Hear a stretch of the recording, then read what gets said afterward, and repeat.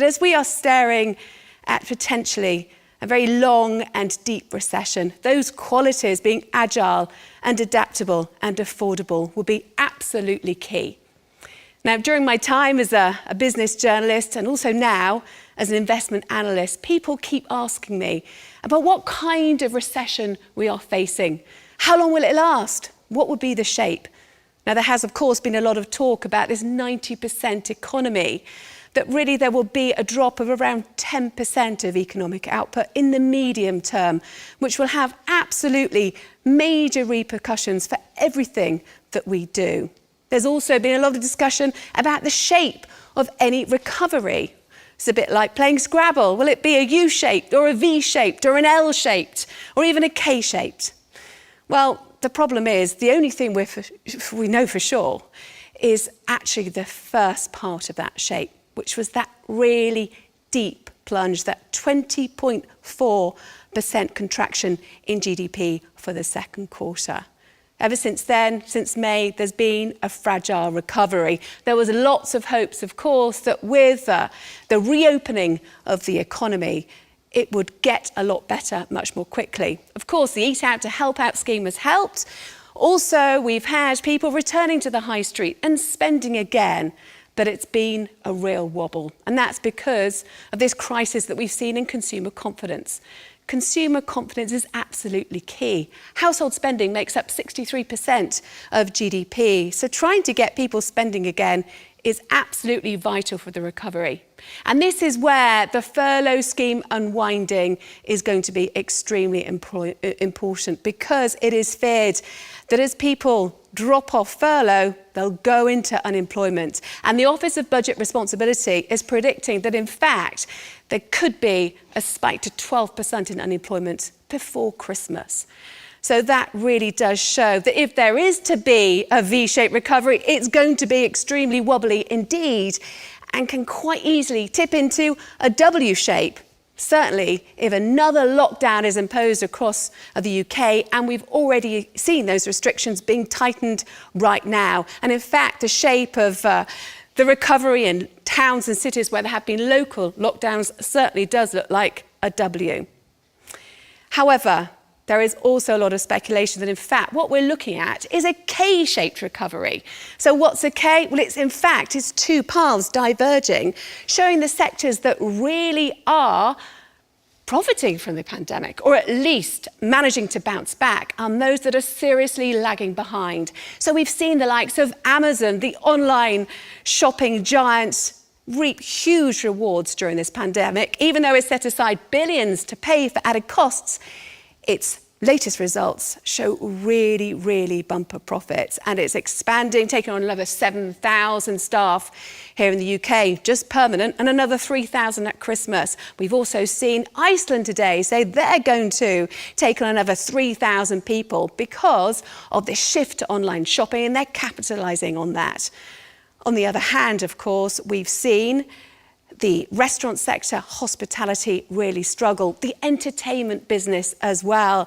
It's unlikely that the entertainment business and theatres will reopen and be able to really get back on a footing until next year. However, you've got the likes of Zoom. It's now a household name. It certainly wasn't in January. You can see how different industries have certainly been coping with this downturn better than others. So what lessons can be learned from those businesses that are doing well? Well, there's a few. It's this path to digital that's absolutely key. Of course, adapting very fast to new behaviours, new consumer behaviours. People are nervous. They don't want to do the things that they used to do. And this is absolutely key as well, diversifying into new partnerships and new markets. So this push to digital. We've seen, of course, with retail, just how important it's been. Those retailers, those supermarkets who had efficient online platforms have done extremely well. But it's not too late to catch up. We've seen as well the restaurant sector be particularly adaptable as far as online bookings are concerned. But I think as well the restaurant sector also really shows how they've been adapting to new behaviours. You have streeteries springing out and up in various different towns and cities around the UK where parts of roads have been allocated for tables and chairs. You've got innovative solutions because people are fearful still of eating inside restaurants.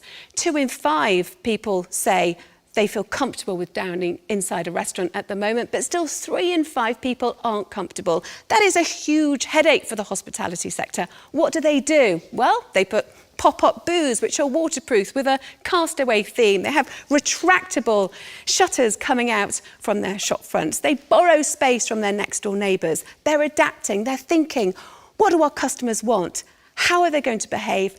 How can we adapt to that really quickly? Then, of course, the other thing that is absolutely key is diversifying into new markets and new products. Take Clearwater, for example, a husband and wife team who had to mothball their construction company in March. They were staring disaster in the face, but they recognised the need that we have for hand sanitizer. They teamed up with a gin distillery in Aberdeenshire and they've won a raft of contracts and they have a multi-million-pound turnover in just months. The examples come thick and fast. Next teamed up with Amazon and is allowing Amazon customers to pick up parcels from store. So while other high street chains really are struggling, Next could increase footfall and incremental spend because of that partnership. You have so many different examples. In my home city of Bristol, there is another company called Averti, which is an extended reality artificial intelligence firm who recognised that during the pandemic, there's going to be a huge upsurge in people wanting to learn virtually. So now it's entered into new markets in the Middle East, in Asia, and in the United States. It is clear then that we really are dealing with a shape-shifting recovery. It's at the whim of government policies. We're facing a crisis in consumer confidence. How do you deal with all of this? And how does the radio industry in particular cope as well? Well, those key qualities of agility, of adaptability and affordability will be so important in the months and years to come. And also, radio has another really key value and quality, and that's intimacy.